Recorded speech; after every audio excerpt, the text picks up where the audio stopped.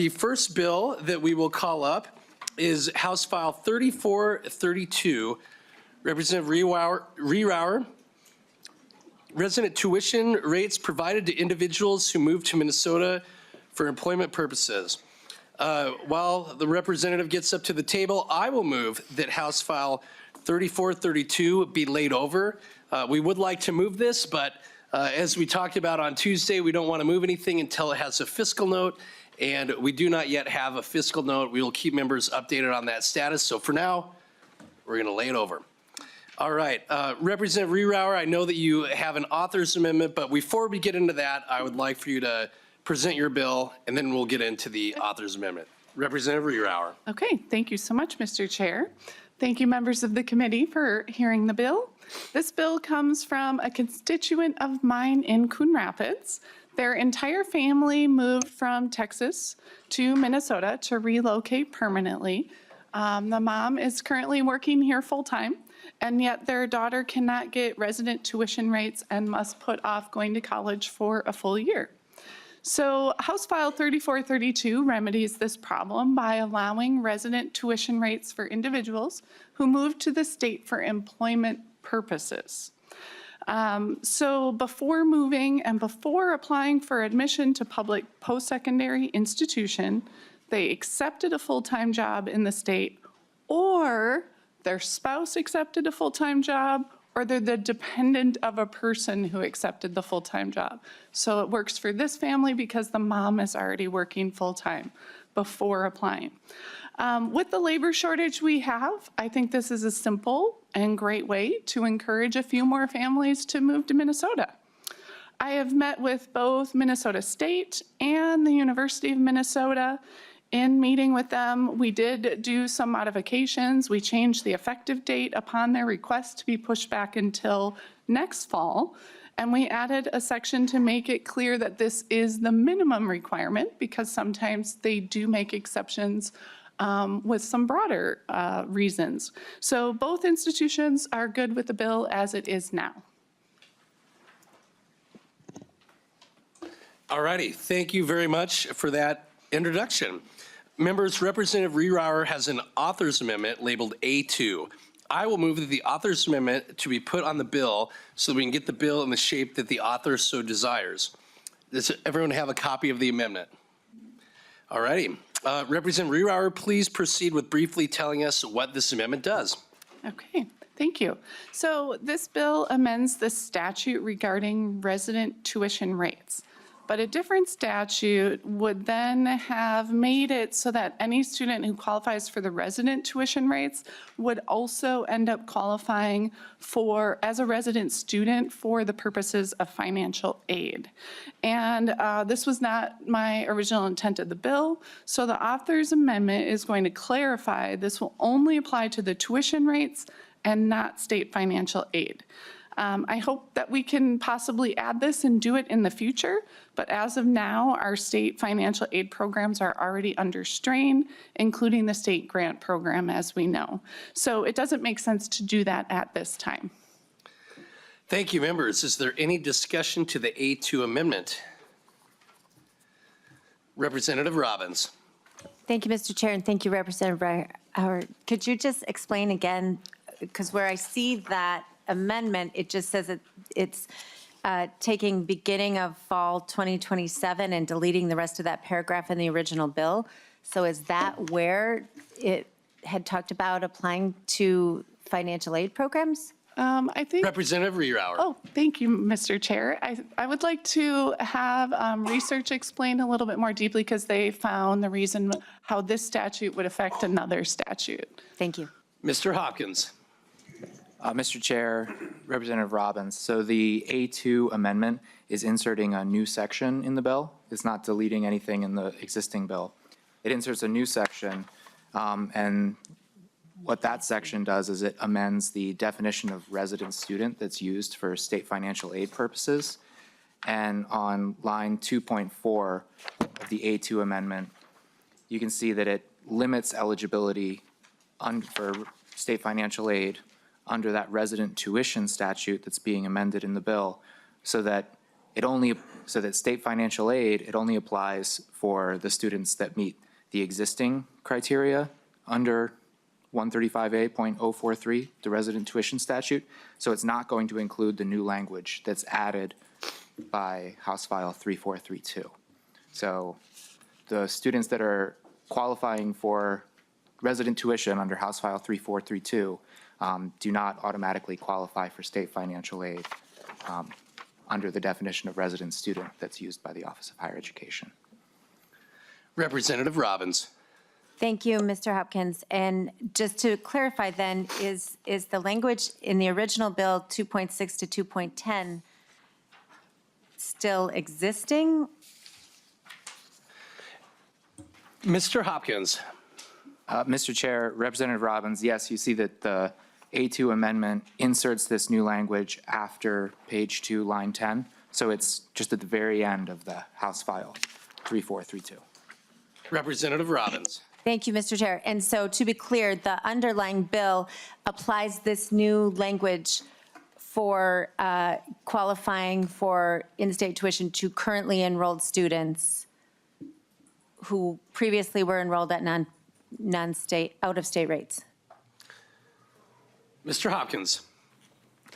Mr. Chair, Representative Robbins, yes. So the effective date for the underlying bill applies it to, it's effective beginning in fall 2027 academic term and applies to all eligible currently enrolled students. So if a student wasn't eligible for resident tuition rates and would be under the bill, beginning in fall 2027, they're eligible for the resident tuition rate. Representative Robbins. Thank you. I just wanted to make sure I was understanding. Thank you. All right. Any further discussion to the A2 Authors Amendment? Representative Cleaborn. Thank you. I just want to clarify the last answer to make sure I have it right. So the intent of the bill as amended would be if a family were moving to Minnesota for a parent's or for employment, then it may or may not be an existing student, correct? Or would it only apply to students who are moving into the state? So let's say, for example, I have a child, I live in Missouri, I send my child to the University of Minnesota, and they're currently paying out-of-state tuition. My family moves to Minnesota for employment.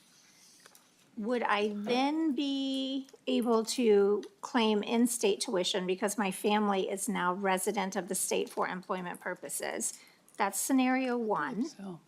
Scenario two is I have children who are in-state in Missouri because we are living in Missouri as in-state.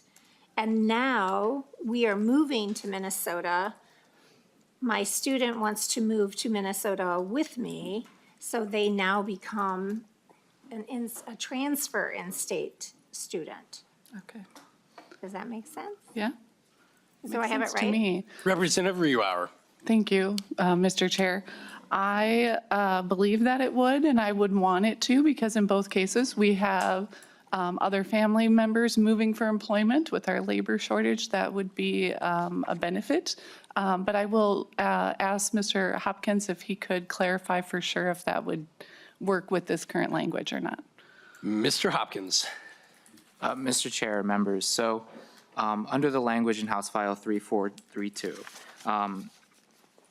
the full-time job needs to have been accepted before the student moves to and applies for admission to the public post-secondary institution. So if the employment comes after the application to the institution, it doesn't count. But if the employment comes before you've applied to the institution, then it does count. Thank you for that clarification. That's what I was looking for. All righty. Thank you, Representative Cleaborn. Members, are there any further questions or discussion to the A2 Authors Amendment? Seeing none, all those in favor of adopting the A2 Authors Amendment, please signify by saying aye. Aye. Those opposed, please say no. The motion prevails and the A2 Amendment is adopted. Members, we have another amendment in our packets labeled A1. Does everyone have a copy of the A1 amendment?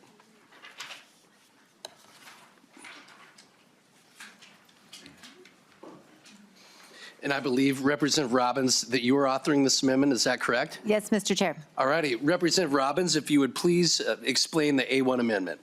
Yes, thank you, Mr. Chair. So members, the language of the underlying bill says that it's for once someone has accepted a full-time job in this state or is the spouse or dependent of a person meeting this requirement. And my amendment would just insert after that statement, a valid employment pay stub must be required in order to verify eligibility under this clause. And the purpose is that when someone has accepted a full-time job, we don't really have documentation of that. And we found in the Fraud Committee that there are a lot of things in our statutes that just rely on attestation, and that is not sufficient. And so because this is about people getting access to the reduced in-state tuition rate, I want to make sure that there's actually documentation of the employment that is being used as the reason for why they qualify. Thank you, Representative Robbins. Representative Rewauer, and then Representative Hicks is on the list, but would you care to explain your position on the A1 amendment? Sure. Thank you, Mr. Chair. Thank you, Representative Robbins, for bringing forward a friendly amendment. I, as the author of the bill, would be gladly willing to accept that amendment. We absolutely want to do everything we can to prevent fraud. I would want to check with MnState.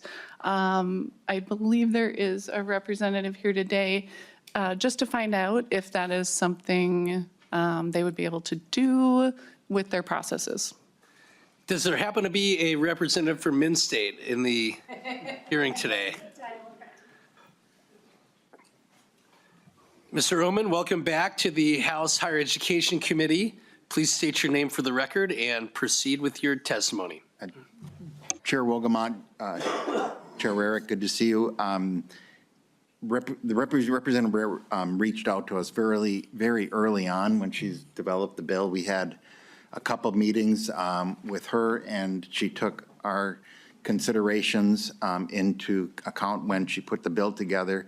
But for us, this bill doesn't have any effect whatsoever. You know, obviously Minnesota State is your community colleges, your regional comprehensives, and with the reciprocity agreements with some of the surrounding states, we just don't have a lot of out-of-state students other than probably those that are involved in athletics, which is a whole different subject. Thank you. Thank you, Mr. Oman. A further discussion to the A1 amendment, Representative Hicks. Thank you so much. And I appreciate wanting some documentation, but as the Rochesterite who brings in a whole bunch of people for employment at Mayo, could we consider a job offer letter? So like when you're applying to a mortgage and you're moving states, you can use a job offer letter to show qualification. And because my community particularly attracts so many high wage earners in research and in physicians, they many times have a job offer letter, but it may be a longer process to get here to actually start that work, because they're many times wrapping up research in other spaces and things like that. And I would hate if they were moving here and had a few weeks and school already started and then they didn't have a pay stub yet. Since mortgage companies use job offer letters, would we be open to, since we're laying it over, maybe tweaking the language to a pay stub or a certified job offer letter or something? Just a thought. Representative Robbins. Thank you, Representative Hicks, and I'm happy to work with you and Representative Rewauer on like what the best solution is, but some sort of documentation is what I'm seeking. Thank you. Is there any further discussion to the A1 amendment authored by Representative Robbins?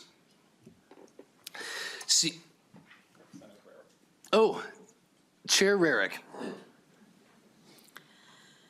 Thank you, Chair Wolgamott. Just really quickly, as have been on the Fraud Committee for a long time, I think this is absolutely essential for this to work. And then I also have a question that Mr. Oman kind of raised, and I don't have this at the top of my head, but which states do we have reciprocity with? So we can kind of get a scope as to which states might be impacted as people move from them. Mr. Oman, would you care to answer?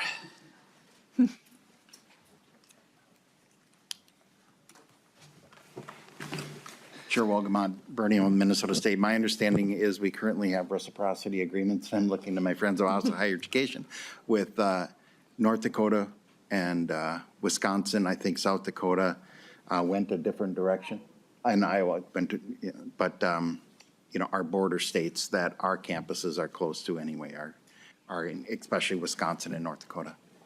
All right, thank you. Representative Rarick. Thank you. Yeah, so the border states, so I believe he said South Dakota is not one, but so the three surrounding us. But I would say, if we're opening this up, it's much wider than that. So that's only 3 states. So we can have more discussion when we get to the underlying bill. Thank you. Any further discussion to the Robbins A1 amendment? Hearing none, all those in favor of adopting the A1 amendment, please signify by saying aye. Aye. Those opposed, please say no. The motion prevails and the A1 amendment is adopted. All righty, now we are on the underlying bill, House File 3432 as amended. Is there any public testimony for House File 3432? All right, hearing none, we will now move on to member discussion. Members, do you have any further questions or discussion topics for House File 3432? I recognize Representative Robbins.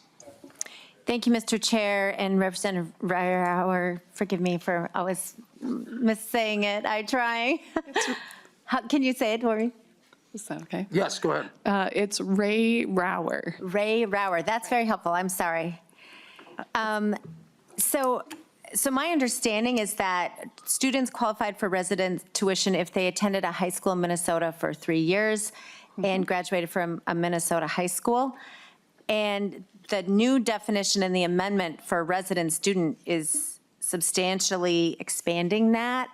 So I just wondered if you could address, to me, this seems like a giant policy change. So I wondered if you could address that. Representative Reihauer. Thank you, Mr. Chair. Well, I would just defer back to Min State, the conversations I had with them and both the U of M. They felt like it would affect a relatively small number of individuals and families, and they were both happy with or neutral or satisfied with this bill as it was with those changes that they had requested of moving the effective dates so that it wouldn't affect enrollment this fall. And also stating it's a minimum requirement because sometimes they do offer in-state tuition rates for some broader reasons. So with both of those, feeling that it wasn't opening the door too wide, I feel comfortable with the bill as written. Representative Robbins. Thank you. Further discussion to House File 3432. I recognize Representative Novotny. Thank you, Chair. Wolgamott, Representative Ray Rauer. Why should individuals in this state who have been paying our taxes and supporting these institutions now extend that to someone from a state that hasn't been paying the freight like we have? Representative Reihauer. Thank you, Mr. Chair. We do have a very large labor shortage, and we know it's not going to get better over the next couple of decades. It's going to continue to get worse as our older population continues to grow and our workforce population relative to the older population is continuing to get smaller. So we really do want to encourage more folks to move here permanently. And that is also why it's for employment, because once they are here for employment, they will be paying Minnesota taxes also, which will be a benefit to the state. And if they're coming here for full-time employment, we are hoping and encouraging them to stay. Representative Novotny. Thank you, Chair Wolgamott. Representative Ray Rauer, then how short are we? How short are we on labor and overall? How many people are you hoping to bring in on this? Representative Reihauer. Yeah, this is just going to be one small piece of the puzzle. This will not solve the labor shortage alone. We're going to need to attract more folks in more different ways than just that. But I think that, when you have a bill and it can't fully solve a problem, but it helps a little bit, I don't think that not fully solving the bigger problem is a reason not to accept the bill if it helps a little bit. I think we can also hope to bring forward other bills in this committee and on other committees that will also help with the labor shortage. And that would be a priority for me as a legislator. Representative Novotny. Thank you, Chair Wolgamott. Representative Rayrauer, then, have you evaluated the shift? How many students are you thinking that this would bring into the Minnesota system? Representative Rayrauer. Representative Novotny, I think that's a great question. I do not have a specific number for you. I can, though, however, reach out to the U of M and get back to you on that. And I don't know if Min-State, well, they're in a different situation where they already have those moderate to low tuition rates for all students. So I think it's really the U of M that I can reach out to, and I can personally get back to you on that. Representative Novotny, I'd also just note that we're still waiting to get a fiscal note, but that might have some more answers to your questions there. Oh, believe me. Representative Novotny. I was going to touch on that, Chair Wolgamott. Thank you, because I thought we didn't hear bills in this committee that didn't have fiscal notes ready, because it is really important to have some estimate of what it's going to bring in and how many students are we talking about. Are we attempting to solve a problem of labor shortage? Are we trying to get more kids into the schools? I don't know how many kids we are short. What is the capacity of the Minnesota schools that this would affect that we're trying to hope? Do we need 5,000, 6,000, 10,000 kids to get to capacity? Do you know that? Representative Novotny, I'd like to just add that we don't move bills in this committee without a fiscal note. We have, on multiple occasions, heard bills in this committee without a fiscal note. We just don't move them. Representative Rayrauer. Was the question the concern over how many students might be coming? And I would just reassure you again that I had, as you heard from our representative from in-state, multiple conversations, follow-up emails with both of our institutions to discuss this matter. Both were very comfortable with the bill and with how many students they felt that it would attract. And so because they're comfortable, I'm comfortable with that. Representative Novotny. One more question. Thank you, Chair Wolgamott. Almost did it again. Chair Wolgamott, thank you. Just like to point out, I did some looking up of statistics. And thank God I can still look it up for the numbers because the law was changed in 2023, so I can tell you what this was. But if we go to 2008 and we look at the birth rates for 2008, and the Minnesota Department of Health was still able to post numbers because we still cared enough to record the numbers back in 2008. But the law was changed in 2023, so I wouldn't be able to tell you this in 18 years when they're having this meeting and this thing discussing the problems that were shortage. But I looked up the numbers. Department of Health reported that in 2008, which would be probably our next class coming into college, there was reported 12,948 abortions in the state of Minnesota. So maybe we could solve that by not having to import people if we didn't have full-time abortion. And I suspect that'll be my last question. All right, further discussion. Representative Cleavorn. Thank you. Well, I'm going to take this conversation a little bit in a different direction. So I want to thank you for being interested in how we can recruit people to our state with this potential enticement, right? We know that with the baby boomers retiring at a very fast rate and our state aging, that we have about 158,000 jobs that we need to have filled right away. And we have lost a great deal of our brain trust to retirement, and we will need to have those highly skilled individuals. And right now, according to the current labor statistics I was able to find, we have about 83 workers for every 100 jobs. So whether it's the really high-tech agricultural jobs that we have today, or if it's in healthcare, this is an incentive that I think is attractive. Now, on a personal note, having moved my family, not just around the United States, but also internationally, it's really important that we know that wherever we land, we are able to get our students into the right educational institution for them, whatever stage of life that they're in. And I can assure people around this table that when you have people who are moving for those high-level positions, they more than make up for the tax cost that the institution or the state is incurring by allowing in-state tuition over their tax base is usually very healthy. And so I'm happy to give that. And I'm very glad that we're talking about the importance of data in this committee, because the Trump administration has decimated important data on health, on climate, on sustainability, on women's economics. So I'm 100% behind you. Let's keep all the data possible. So thank you so much. That's all I have to say. Further discussion to House File 3432. I recognize Representative Allen. Thank you, Mr. Chair. I'd like to, first off, thank you for bringing this forward. It's something to be considered and looked at. Thank you for taking the amendment as far as having a valid employment pay stub. The only thing I'm concerned about is, seeing everything that's happened in the state. There's always loopholes. There's always something that falls between the cracks as far as verification, whether or not people stay here or not. And I see kind of a major loophole potentially in just having them only verify that they paid here once.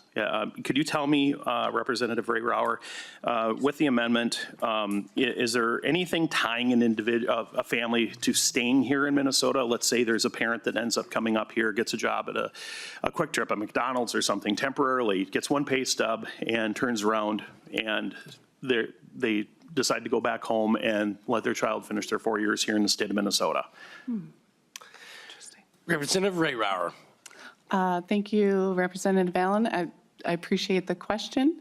I think that what would be tying folks to Minnesota is our beautiful lakes, our beautiful parks and trails, our safe cities, our fabulous education that we have, our just everything that I love about the state and everything that other folks love about the state. And the goal is to attract them. And, once they have that full-time employment and they're here, I feel confident they'll stay. And I'm happy to have them. Representative Allen. I appreciate that, Mr. Chair, and for indulging my question on this. I do agree with you, Representative Ray Rauer, that we do have a lot of great amenities here in the state of Minnesota, but it didn't answer the question. And that's the concern I have about that in terms of the loophole that's potentially there. To Representative Cleavorn's point, it's, once individuals are here, they're paying into the system, and it's just kind of helps with being able to help with filling the money that we need in order to be able to run the grants and everything that we have here in the state of Minnesota. And that is probably my biggest concern about it, because we already know that we're staring at a budgetary shortfall specifically in these programs. And I just don't want to create more of an issue by bringing kids in that would qualify for like the Minnesota Grant or the North Star Promise or something along those lines. So thank you. Further discussion, Representative Ray Rauer, if you'd like to respond. I just want to answer that last point made. So budgetary concerns, that's why we added the amendment. They will not be eligible for the financial aid. The amendment takes care of that.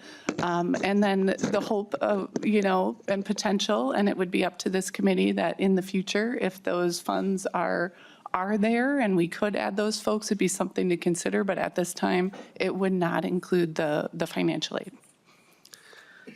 Representative Allen. I appreciate the clarification. Thank you. All right, further discussion to House File 3432, Representative Rarick. Thank you, Mr. Chair. So I didn't hear anything in this entire conversation about the private colleges. Are the private colleges included? And if so, have you had conversations with them? Because their systems are very different. Their schools are very different than the University of Minnesota and very different than Penn State. So I'm just wondering what's happened in that area. Representative Rayrauer. Thank you, Mr. Chair. I think the biggest concern would have been with that state grant program already being underfunded as of now, and that is why we added the amendment so that none of that money that is often for our private college students in a way that helps them attend school there, we want to make sure that we're not taking from that. As far as resident tuition rates, no, we did not include that in this bill.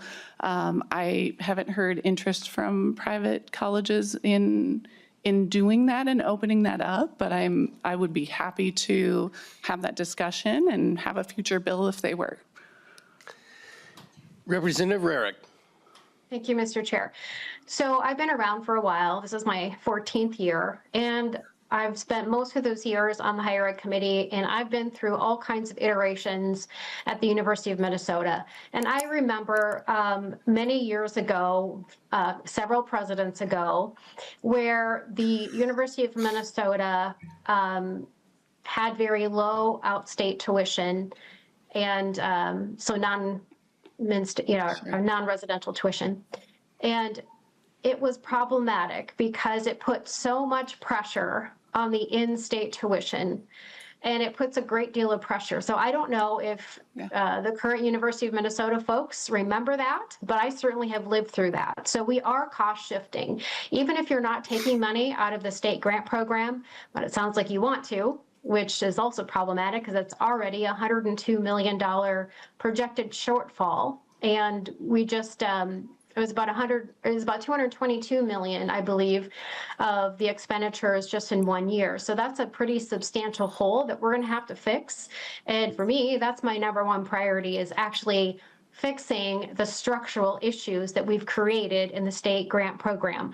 So while you may not be taking money from the state grant program, you certainly are cost shifting. I've seen it, I've lived through it, and we encouraged the University of Minnesota at that time to actually raise non-resident tuition, non-in-state tuition, so that it would take the burden off of Minnesotans. And now we're going the other direction again. And maybe it's a little bit smaller than the issue that we dealt with at the University of Minnesota, but it certainly is going in the wrong direction. We have got big issues here in the Higher Ed Committee. We've got a very big shortfall that we're projecting, and we've created a structural deficit going forward by many changes that were done, including North Star Promise. So I'm glad we're laying this over, because I see a lot of problems, and the reason I see them is because I've been here long enough to see where we've been, what we changed, and where we're headed. Thank you, Mr. Chair. Thank you, Representative Rarick.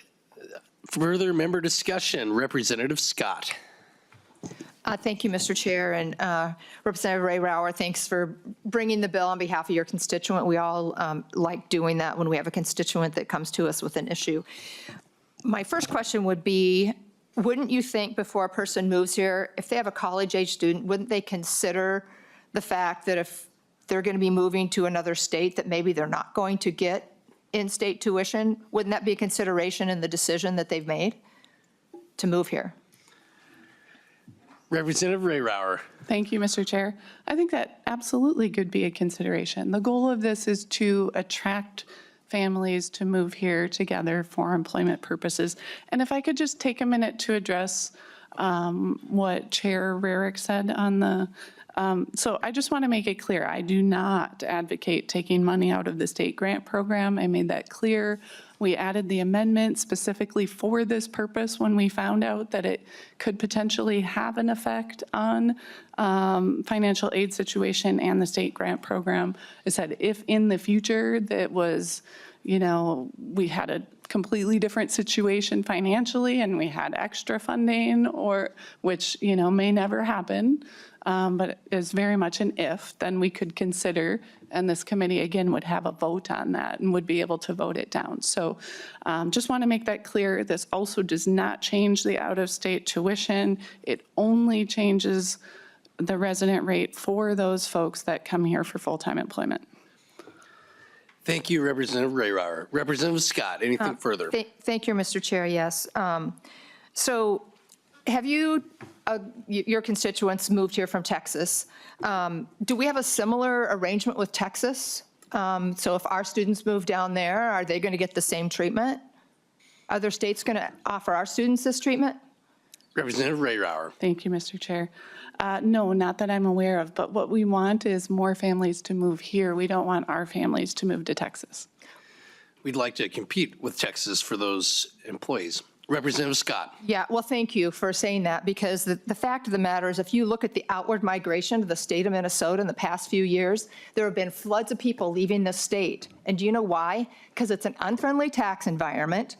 The Democrats have squandered an $18 billion surplus. They raised taxes $9 billion. And then we have $9 billion worth of fraud. People are leaving this state. So I understand why you want more people to be attracted to this state.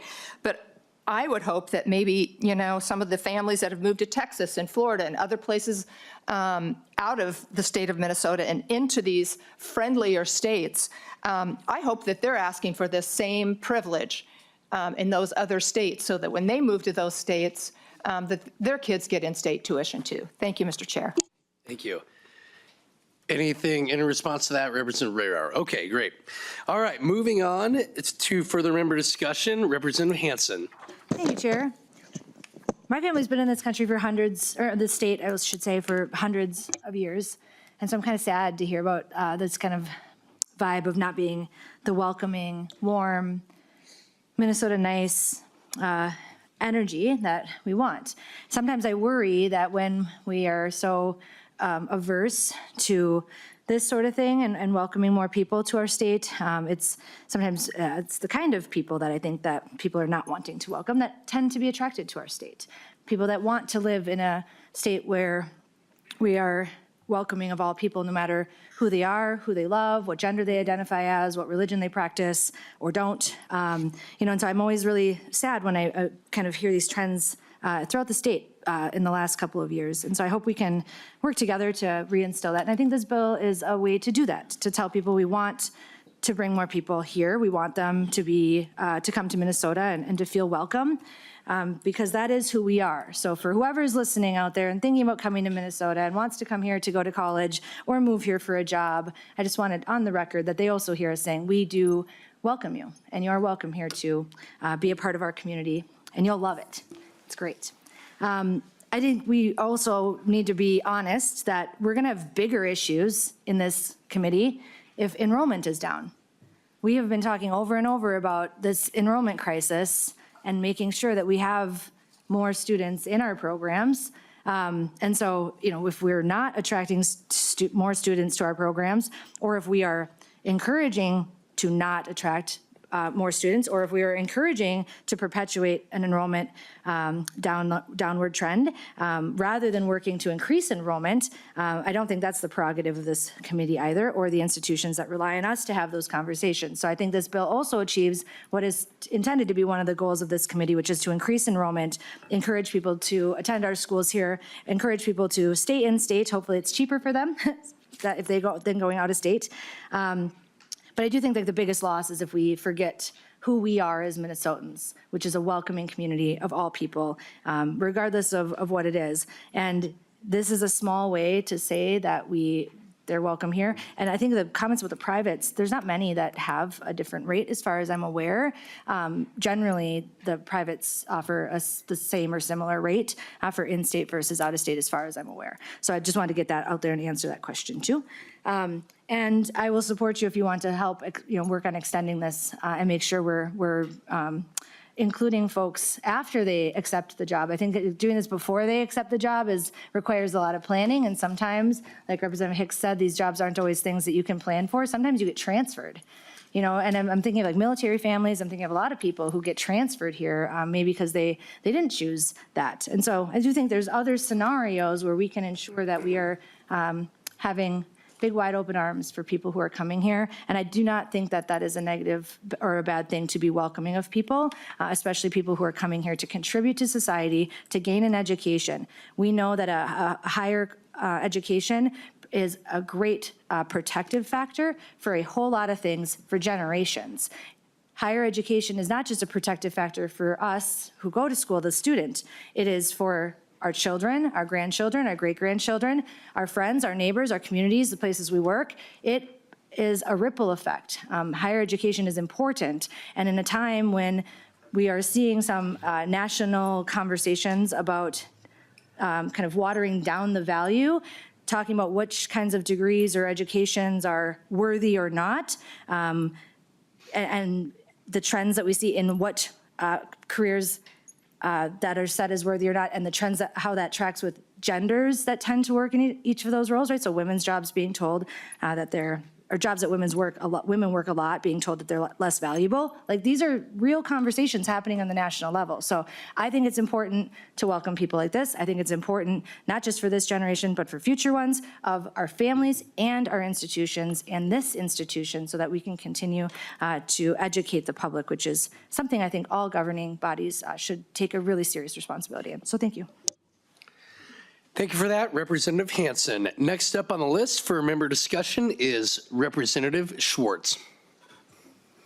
Thank you, Chair. Representative Ray, I just have more along of a statement here for you. I just have some concerns about the bill. You said this bill is intended to help with the state's workforce gap. However, I am just, but there's no requirements for anyone to stay after they're getting their degree to even contribute to the economy and the workforce. I just am not confident that the bill will do what you're hoping that it will do. Thank you. Further member discussion, Representative Liebling. Thank you, Mr. Chair. Representative Reauer, I thank you for thinking about these issues and bringing a bill to the committee. And I'm sorry, I'm going to be just a bit off your topic, because I just wanted to respond briefly to Representative Novotny's comments. I think inherent in his statement relating to abortion is the value in there that somehow people having the right to decide whether to bear a child isn't somehow valid, and that women are actually factories to produce workers. And I really reject that idea that that people should have to, that they should be forced to carry pregnancy so that we can have more workers in Minnesota. I also do want to say that it isn't accurate to say that we ended reporting on abortions. We did not. The reports are online. And in fact, I don't know why the year 2008 was chosen. I haven't been able to pull that all up in the short time here, but the number of abortions has been dropping over time, actually. Mr. Chair. And on the list, Chair. So I do think that. Point of order, Mr. Chair. Representative Novotny, please state your point of order. My point of order was, my question that I had and the comment that I made was directly relating to the bill and the fact that in response to questions that Representative Reauer had. Point of order, Chair. I don't know if we're here Point of order, to Chair. rehash. Hold on, Representative I don't Hansen. know if we're Let's let if we're here to Representative Novotny rehash the finish bills with his from point of order, and we'll 2023. get on to yours. Representative Novotny. My comment and question was directly related to the issue of the bill. And I would appreciate it if the comments would be restricted to the language and the issues of 3432. Thank you, Representative Novotny. Representative Hansen, to your point of order. Just a question about procedurally. Are points of orders used to respond to another member's commentary? I think that's just what my understanding is, that the process is that we notify you that we would like to speak, and we get on a list, and then we wait our turn. I just want to make sure that I'm clear about that, as I just want to be sure we're all on the same page. Thank you, Representative Hansen. Members, please, when using points of order, cite the rule that you believe is being broken with the member's comments. I will take that under consideration when making a ruling. If I decide to rule on the point of order, I will rule on the point of order. And if I decide not to rule on the point of order, I decide not to rule on the point of order. I will remind members to please keep your remarks confined to the topic before us, which is House File 3432. Thank you, Representative Hansen. Representative Liebling, you have the floor. Thank you, Mr. Chair. And this has to do with, we were talking about workers and bringing workers to Minnesota, which is very much the topic of the bill, which is, I think, why the representative went off on the topic of abortion, because I think the allegation was that if we didn't have abortion rights in Minnesota, that we would have more workers. And my point is that I do not think of women who have babies as factories to produce workers. I think that this is something that individual people in Minnesota get to decide whether they want to have a child for whatever reason they want to have the child or not have the child. And as I made the point that it is not accurate to say that we ended reporting on that, we did not, and abortions are dropping in the state. But I think it's also important to note along these same lines, if the representative is concerned that we are somehow not valuing workers and children growing up in the state, that in this quick time I haven't been able to fully research this, but I see data that says that we lose 400 to 500 people a year to gun violence in the state, and many of those are teens and people in their 20s. So if we're concerned about losing people from the workforce, I think looking at how to stem gun violence and keep alive people who are here, who want to be contributing, who are our children, that would be a good place to look. Thank you, Mr. Chair. Thank you, Representative Liebling. Further discussion to House File 3432. I recognize Chair Rarick.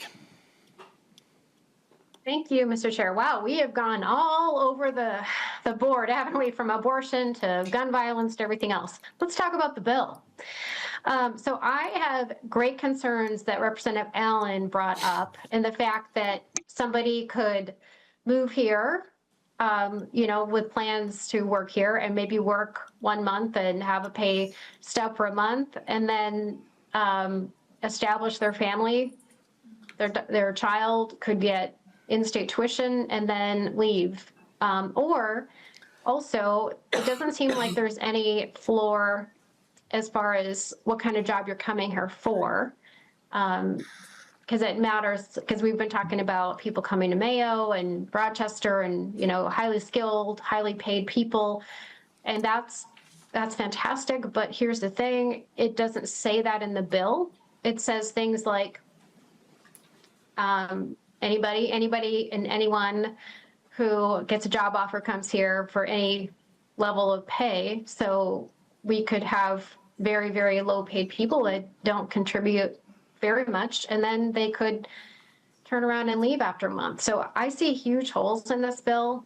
And I believe the author said that we're literally trying to encourage people to come here. Well, we certainly have. The state of Minnesota has encouraged lots of people to come here. And Chair Robbins could attest to the massive level of fraud that we've now had, because we've got so much compassion in our Health and Human Services programs. We have all kinds of things like that. So I think we need to take a very close look at what we're actually doing. This bill actually is shifting costs to Minnesotans. We're encouraging people to come, really, they could get paid very, very little and come and contribute very little. There is nothing in the bill to restricts that. They could come and work for a month and then leave. There's really no parameters around this at all. And I'm a little bit concerned, MnState and University of Minnesota said, well, it's not really a big deal, but it could be, because the whole point of this is to encourage more people to move in and thus get in-state tuition, which especially at the U, that's a huge difference. And it's a huge difference because in-state students were bearing a very heavy burden until the out-state, the non-in-state tuition people, or that rate was raised. So I see many, many, many holes in this bill. I'm glad we're laying it over. We don't even have a fiscal note. I don't think that the fiscal note will clearly represent what's actually going to happen, though, because once you encourage people to come, especially if you start putting them on state grant programs, then you're really going to see people come. So you've got North Star Promise saying if you have a household income of $80,000 or less, college is free. If you include these people in that, now you're going to have a lot of people coming. So we already have a massive structural deficit that we've created.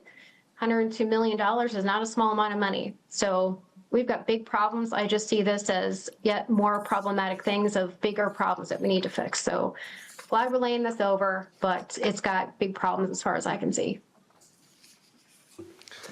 Representative Rayrauer. Thank you, Mr. Chair. I just want to highlight that every single worker is vital to our state and our economy. Every single job is important. Nothing was made it more clear than the pandemic that our farmers, our grocery store cashiers, our people shipping our food were the most important part of our economy because we couldn't have survived without them, still doing their jobs and putting themselves at risk. So I don't appreciate the comment that some jobs are more important than others. And with that said, Madam Chair, I would be very happy to work with you after this hearing. If you believe there is something that we could add to this bill, I don't think we can tie people to Minnesota and force them to stay here, but if there is something creative you can think of that would be an addition that could encourage them to stay, I would be very happy to consider that. And I just want to highlight one last time, this is not going to affect the state grant program. That's why we added the amendment. All right, thank you very much for your presentation, Representative Rayrauer. With that, I will renew my motion that House File 3432 as amended be laid over for possible inclusion. The bill is laid over.